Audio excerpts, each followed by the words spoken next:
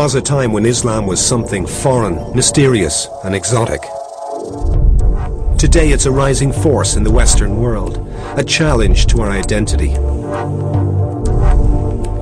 Here at home, Irish life is becoming less and less religious, while at the same time, the influence of Islam grows and grows. When we look to other Western nations for guidance, too often we see conflict and confusion. When we look to Western Muslims, we see both fear and hope. I am the West and I am a Muslim. You know, so Islam and the West is embodied in me, and it feels pretty comfortable right here. I don't think the nuns in St. Catherine's had any clue that I was going to end up a Muslim. They probably wouldn't have been too happy if they'd done that. You know, I've been born here. I speak the same language without the accent, I think. And I've been to the same schools. I've been taught to read and write just like all the other English people, so to speak. But why am I so different? Why are they treating me so different? Why do I feel as if I have to prove myself? The negative aspects of American culture, like Playboy magazine and Britney Spears, you know, that stuff is a sort of against Islam. If America doesn't exist, Islam doesn't exist. There is no other country in the world where you can practice Islam more freely without the government infringing upon you and without other Muslim clerics infringing upon you either. The road to heaven is hard work. So even when we're abused on the street, even when we feel under political pressure, even when others don't trust us, we work doubly hard to build trust.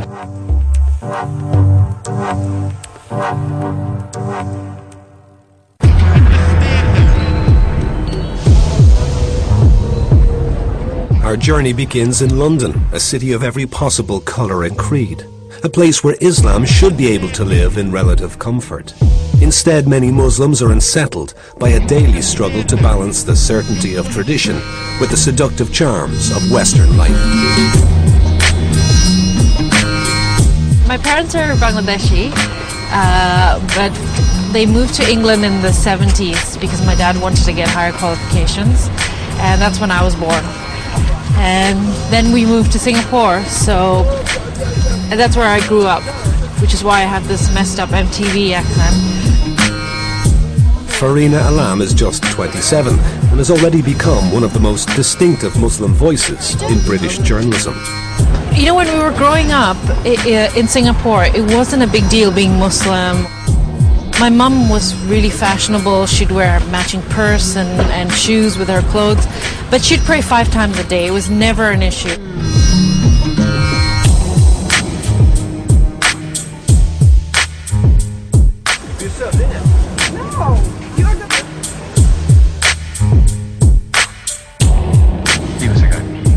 Fine, I wear a headscarf, but really, you know, beyond the headscarf, I'm very similar to you. I believe in justice. I want my family to be safe. I want a safe home. I want to be able to put food on the table. You know, we worry about the same things.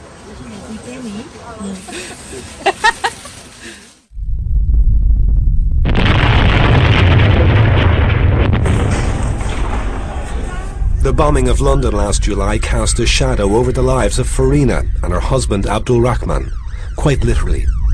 One of the targets, a crowded bus, was ripped apart by a suicide bomber just around the corner from their flat.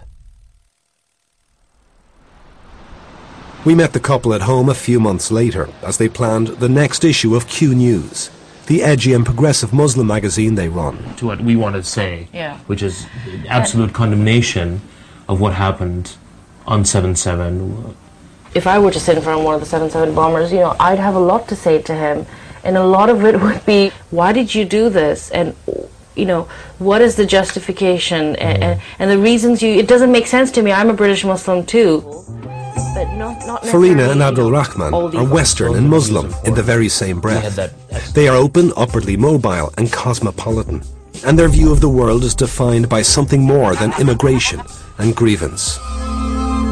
In Britain, there are 56 Muslim nationalities speaking over 100 different languages. We're on our way to East London right now. 3 generations ago, that's where London's thriving Jewish community lived. And we can see in incredible ways the way that the Jewish community in this country has contributed to Britain.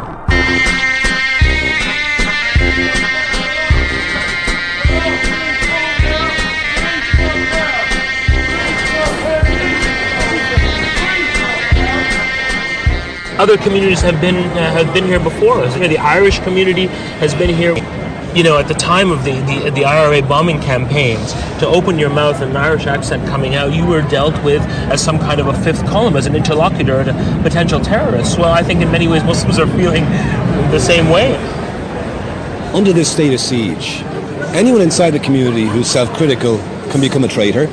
Those who are critical from the outside become Islamophobes or racists. I mean, there's a real unhealthy element to this, isn't there? Right now, there's a knee-jerk reaction within Muslim communities. And that's because the community right now is feeling incredibly sensitive. Muslim communities are being sensitive. And they're trying to protect themselves against what they feel is an onslaught. And I think now we need to mature. We need to say, let's grow up. We have nothing to be ashamed of. In terms of faith communities, we are the youngest faith community. The majority of British Muslims are under the age of 30. That means that within the next 10 or 15 years, we are going to become bigger, more significant, a more integral part of what it means to live in Britain. If we're not taking care of that next generation, if we're not investing in Muslim communities now and making those communities viable, real, integrated parts of what it means to be British and what British society means, we are in for major trouble down the road. If we thought 7/7 was bad, if we don't deal with these problems now, there's going to be bigger problems in the future.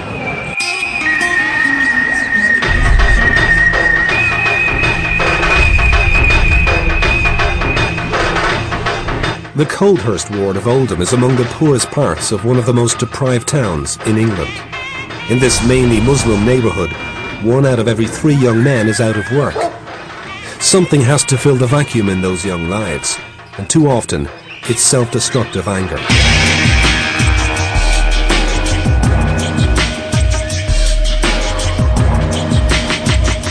Nanu Mia came to Oldham from Bangladesh just as the town's racial battle lines were being drawn. I came to England in 1984.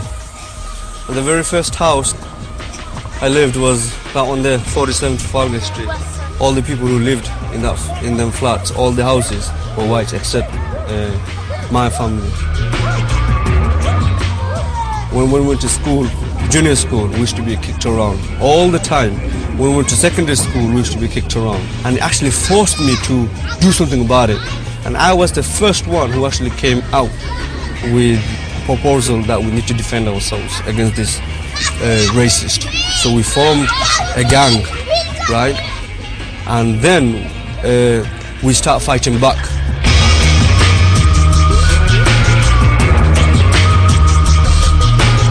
Nanu's life was shaped by a cycle of confrontation and violence that would eventually lead to the Oldham riots of 2001. There were fights everywhere. It was so bad. It's like